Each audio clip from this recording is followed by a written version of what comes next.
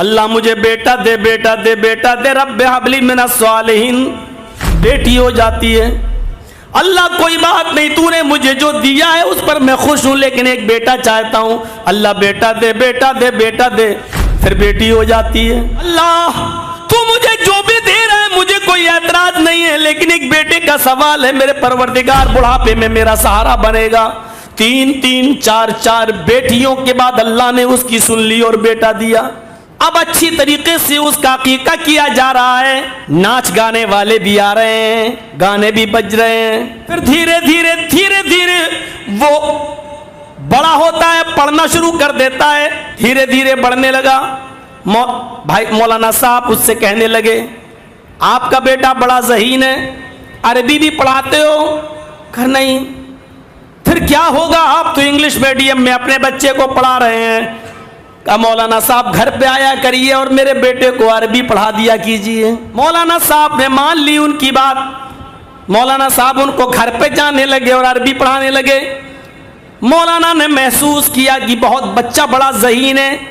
مولانا صاحب اپنی حیثیت کے مطابق لڑکے کے بچے کے باپ کو مشورہ دینے لگے، آپ اپنے بچے کو انگلش میڈیم میں پڑھا رہے ہیں، پڑھائیے، منع نہیں، اگر اس کو عربی کی تعلیم دیتے اور کسی مدرسے میں داخل کرتے تو آپ کا بچہ اتنا ذہین ہے کہ میری دل سے آواز نکلتی ہے کہ یہ بچہ آگے چل کر دین کا بہت بڑا عالم بنے گا۔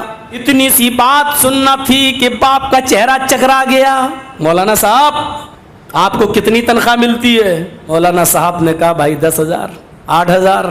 بس تم کیا چاہتے ہو کہ میرا بیٹا مولانا بن کر مسجد میں امامت کر کے 10,000 روپیہ کمائے؟ اتنا تو میرے بیٹے کی بیوی کے میک اپ میں خرچ ہو جائے گی۔ اب بھول گیا کہ 4 بیٹیوں کے بعد بیٹا دیا ہے، پڑھاتا ہے، ادھر باپ کی عمر آگے بڑھتی جا رہی ہے۔ بیٹے نے 4.5-5 سال MBBS کرنے کے بعد اس نے 2 سال MS کرنے میں لگایا۔ بیٹا ڈاکٹر تو بن گیا، سرکاری جاب بھی لگ گئی، اس کو ایک لیڈی ڈاکٹر بھی مل گئی۔ اچانک ڈیوٹی سے لوٹ کے آ رہا ہے، خود گاڑی چلا رہا ہے، ڈرائیو کر رہا ہے، راستے میں ٹرک آ رہا ہے، ٹرک کا ڈرائیور شراب کے نشے میں چور ہے۔ ڈاکٹر صاحب کی گاڑی ٹرک سے ٹکراتی ہے، فوراً اسی جگہ گاڑی کھائی میں گرتی ہے۔ آن اسپاٹ 27 سال کا یہ لڑکا جو اب MS ڈاکٹر ہے انتقال کر جاتا ہے۔ گاڑی کے نمبر سے پتہ چلتا ہے کہ کس کا بیٹا ہے۔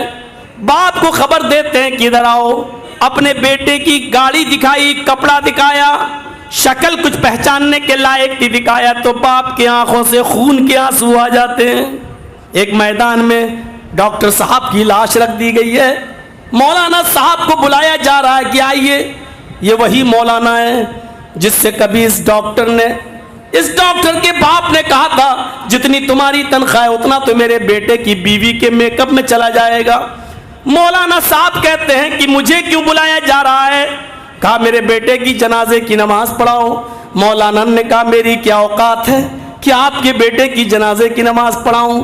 آپ کا بیٹا تو ایک دن میں 1 لاکھ روپے چھاپتا تو میری تنخواہ تو ایک مہینے میں 10,000 ہے، میری اوقات نہیں کہ میں آپ کے بیٹے کی نماز جنازہ پڑھا سکوں۔ میرے جو تنخواہ ہے اتنی تو آپ کے بیٹے کی بیوی میک اپ میں خرچ کر دیتی ہے، اپنے بیٹے کی اوقات والا مولوی ڈھونڈ لو۔ باپ کی آنکھوں میں سوائے آنسوؤں کے اور کچھ نہیں۔ مولانا مجھ سے غلطی ہو گئی، معاف کر دیجئے، میں نے جذبات کی رو میں بہ کر یہ کہہ دیا۔ ٹھیک ہے، جب آپ کو اپنی شرمندگی کا احساس ہو گیا تو میں بھی آپ کی بیٹے کی جنازے کی نماز پڑھا دیتا ہوں۔ جنازے کے پیچھے مولانا کے پیچھے صف لگی ہوئی ہے۔ مولانا نے ایک اور طنز مارتے ہوئے کہا آج تمہارا بیٹا میرے پاس ہے، اس کی لاش میرے پاس ہے، ایمانداری کے ساتھ بتائیے اپنے بیٹے کے تم زیادہ قریب ہو یا میں زیادہ قریب ہوں؟ آج تمہارے بیٹے کے کام کون آ رہا ہے؟ علماء کی عزت کرنا سیکھو اے سماج والوں، علماء کی قدر کرنا سیکھو اے لوگوں، وہ پیدائش سے لے کر موت تک تمہارے ہر کام آنے والا ہے۔ یاد رکھنا یہ عربی مدارس اگر بند ہو گئے اور ان سے پڑھ کر نکلنے والے علماء اگر بند ہو گئے تو آپ کا جنازہ پڑھانے والا کوئی نہیں ہوگا، آپ کا نکاح پڑھانے والا کوئی نہیں ہوگا، آپ کو دین کی تعلیم دینے والا کوئی نہیں ہوگا، آپ کو دینی مسئلے بتانے والا کوئی نہیں ہوگا۔ ان کی قدر کیجئے۔